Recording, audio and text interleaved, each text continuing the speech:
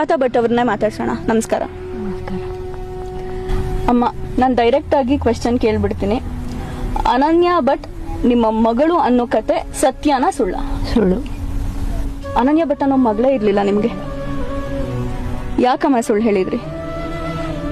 ಕೆಲವರು ವ್ಯಕ್ತಿಗಳು ಹೇಳು ಅಂತ ಹೇಳಿದರು, ಹಾಗಾಗಿ ನಾನು ಅದನ್ನು ಹೇಳಬೇಕಾಗಿದೆ ಪರಿಸ್ಥಿತಿ ಬಂತು. ಯಾವ ವ್ಯಕ್ತಿ ಹೇಳಿದ್ದು? ಗಿರೀಶ್ ಮಟ್ಟಣ್ಣ, ಜಯಂತಿ ಟಿ ಇವರೆಲ್ಲ ಹೇಳಿದರು. ಹಾಗಾಗಿ ನಾನು ಆ ಒಂದು ಇದನ್ನು ನಾನು ಆಸ್ತಿಯ ಇದಕ್ಕೋಸ್ಕರ ಈ ವಿಚಾರವನ್ನು ಹೇಳಿ ಅಂತ ಹೇಳಿದರು, ಅದಕ್ಕೆ ಹೇಳಿದ್ದೆ ನಾನು. ನೀವು ಫೋಟೋ ರಿಲೀಸ್ ಮಾಡಿದ್ದು ಅನನ್ಯ ಭಟ್ ಅಂತ ಎಲ್ಲ ಫೇಕ್? ಹೌದು, ಅದೆಲ್ಲ ಫೇಕ್.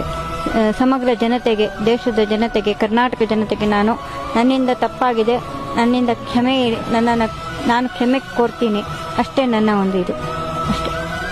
ದಯವಿಟ್ಟು ನಾನು ಧರ್ಮಸ್ಥಳ ಒಂದು ಇದಕ್ಕೂ ನಾನು ಕ್ಷಮೆಯನ್ನು ಕೋರ್ತೀನಿ.